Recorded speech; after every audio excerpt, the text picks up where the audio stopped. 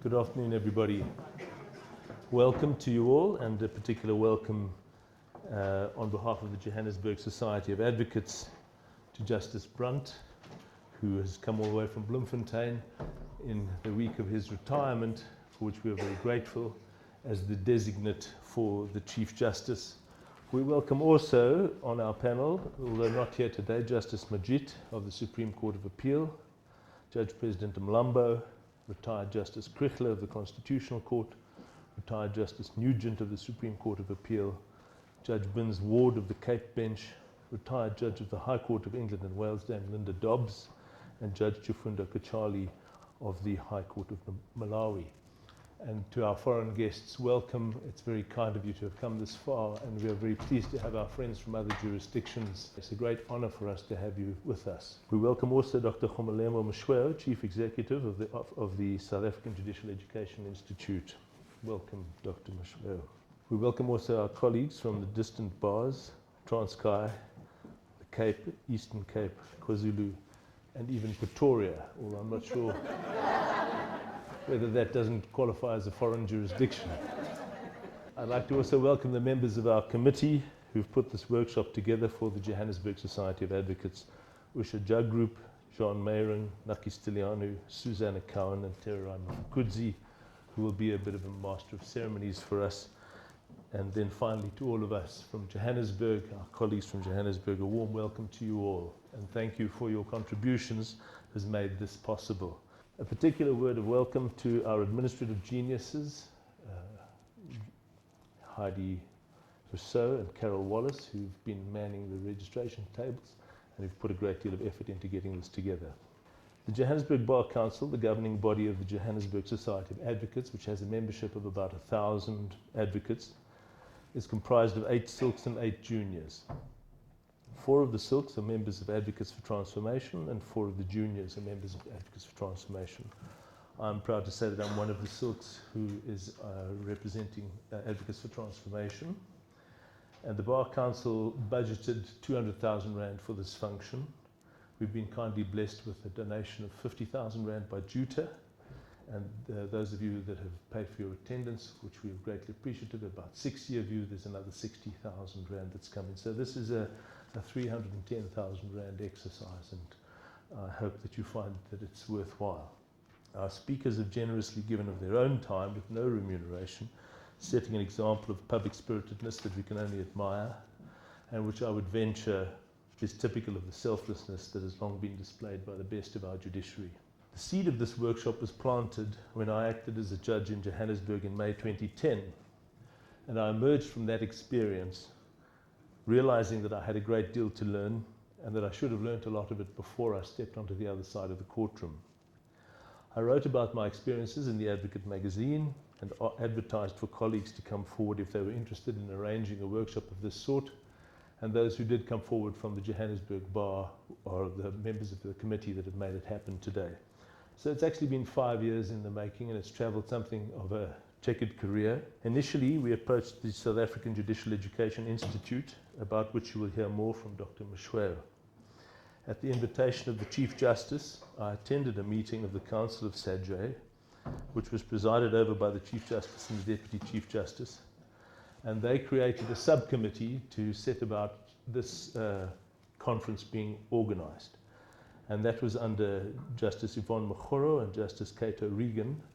And fortunately, the SADJ initiative came to an end due to budgetary and other constraints. But the idea of persisting with something that focused on acting judges and the needs of acting judges and the support for the judiciary through the acting judges that were largely a neglected component of our judiciary remained, and the Bar Council remained committed to the project. And in particular, last year's chairman of the Bar Council, Pitlow, was committed to making sure that this happened. So we advertised for it to happen in October of last year, and unfortunately we happened to choose a weekend in which there was a Jewish holiday, so we had to reschedule.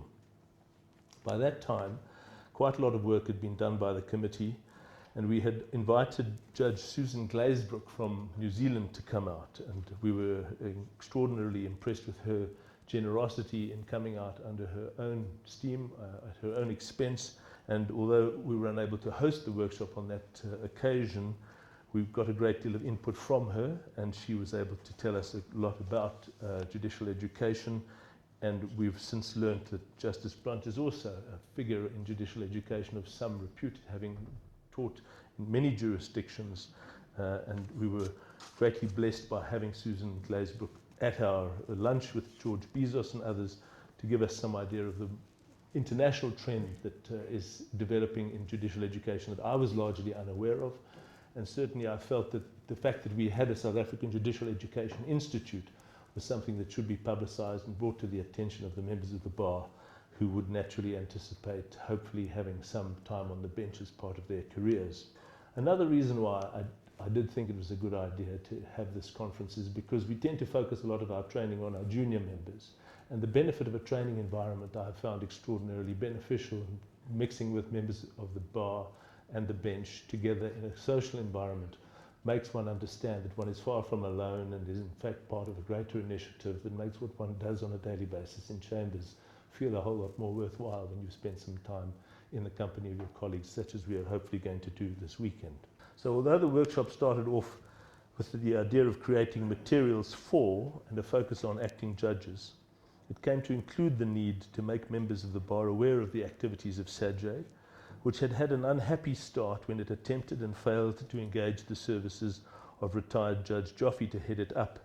And that was about the only publicity that it had at that time. It was bad publicity, and what has not been understood is that subsequent to that bad patch, an enormous amount of work has been done under the aegis of the Chief Justice and Dr. Mashweo, and Justice Majid is particularly important and accomplished in conducting the course for aspirant judges, which I happen to know because my wife attended one of those courses and she was highly impressed with Justice Majid and the entire SAJE course.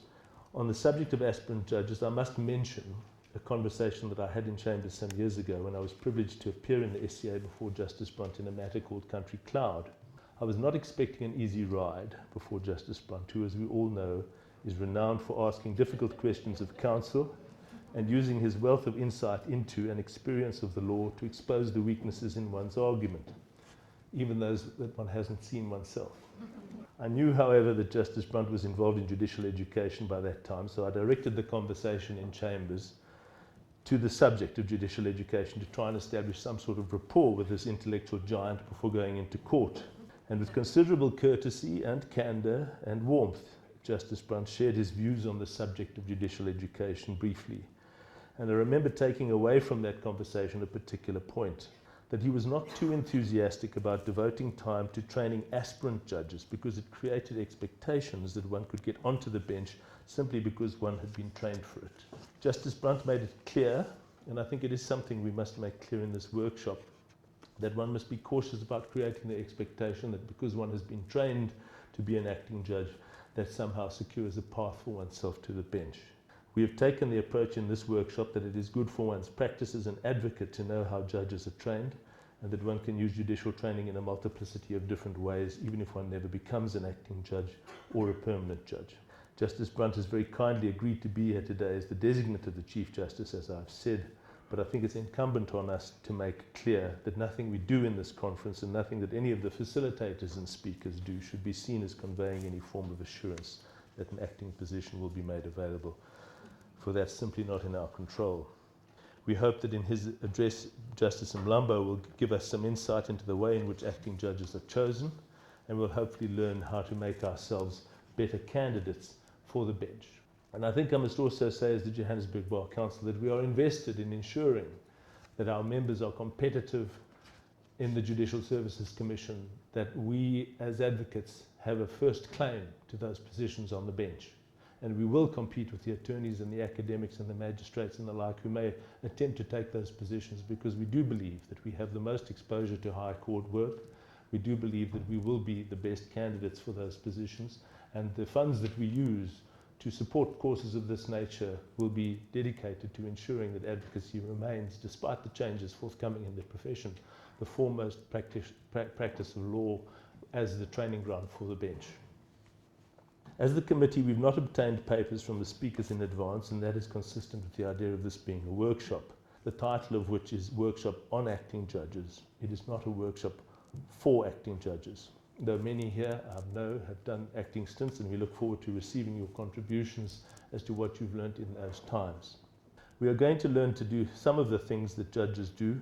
We're going to debate the challenges and experiences of acting judges and how best to conduct oneself, what materials one needs, and what materials the bar could perhaps make available after this conference for purposes of supporting those that become acting judges in the future, and what institutional support we as a bar can give to the judiciary.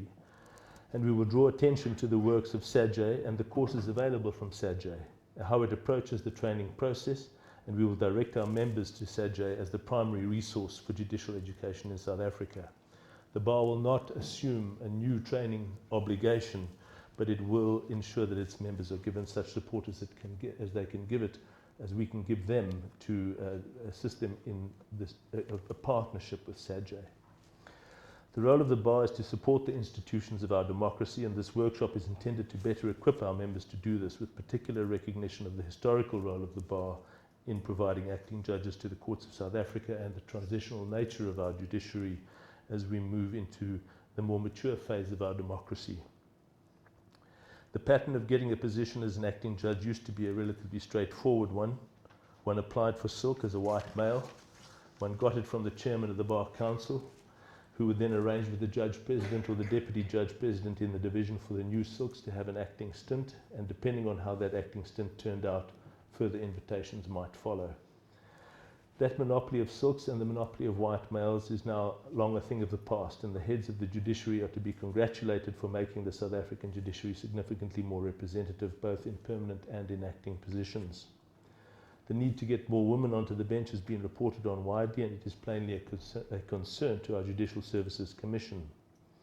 Our function as a bar is limited to supporting these transformative initiatives by supporting our members from historically disadvantaged backgrounds to become the candidates of choice for acting and permanent positions. We must also seek to instill a human rights consciousness and a transformation-oriented mindset in all our members, particularly those who aspire to the bench.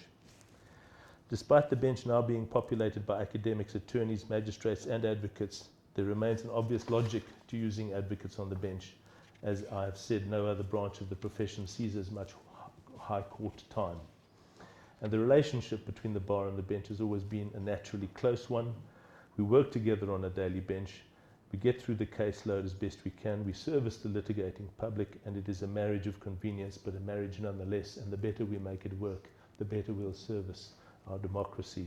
From a practitioner's point of view, we tend to see the primary function of judges as being to produce judgments. And I don't think there is much controversy about this, although there is obviously much more to being a judge than simply being a judgment writer. The strong focus in this workshop on judgment writing gives recognition to this component of judicial responsibilities. Acting judges have a particularly difficult time writing judgments, as they very rarely had to do that before they acted. And as we will discover, the writing of a judgment is a very different thing from writing an opinion or putting together a pleading. During my acting stint, I was privileged to hear a matter relating to the FIFA World Cup and the production of documents under an Access to Information Act application brought by the Mail and Guardian, in which very formidable counsel appeared on both sides. There was Alfred Cockrell and Jeff Budlander. I made the mistake of asking these counsel to let me have their heads in soft copy. These vast and learned documents with multiplicity of footnotes then appeared, and I set about trying to construct a judgment from their submissions using my best editing skills. I pictured being able to take submission A and submission B, put them together and synthesize the two, and then move on to the next point. Regrettably, I ended up with about 200 pages of muddled, incoherently arranged paragraphs on the eve of the World Cup, and I had to decide the matter before the first whistle blew, and I have to say I'm very glad I never had to hear another Vuvuzela. It was an extremely stressful time, and I realized that writing judgments is a completely different exercise.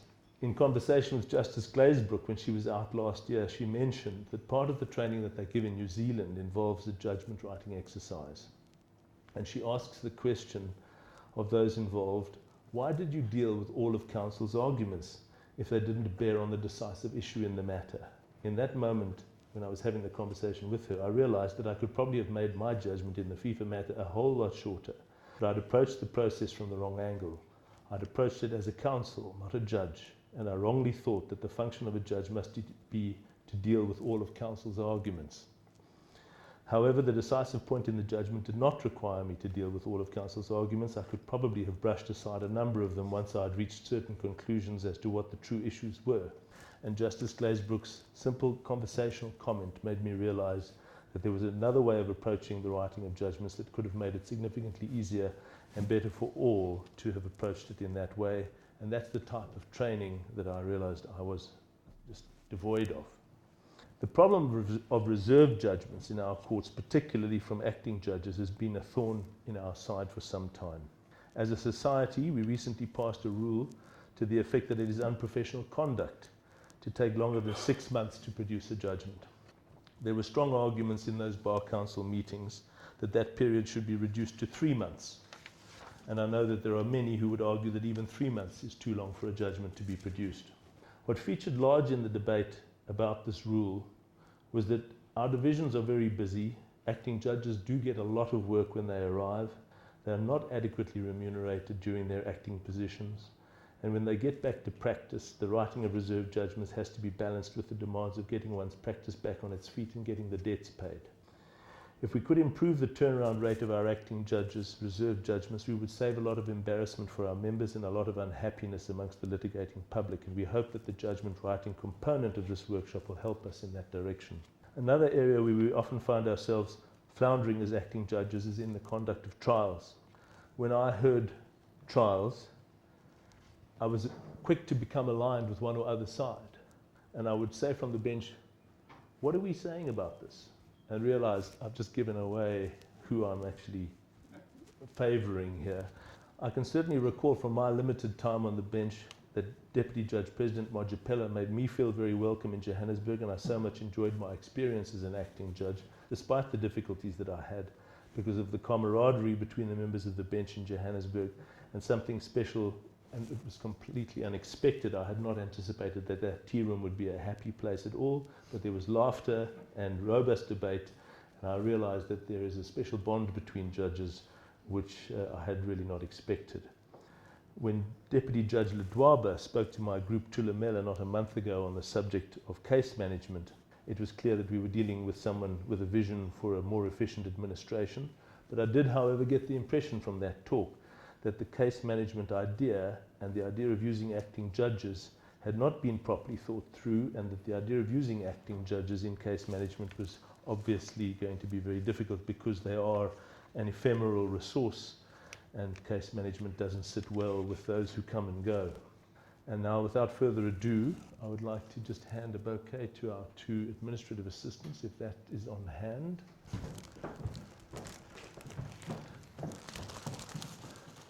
Thank you, Carol. Thanks very much for all the organisation. Thank you. Well done. Thanks a lot. Right.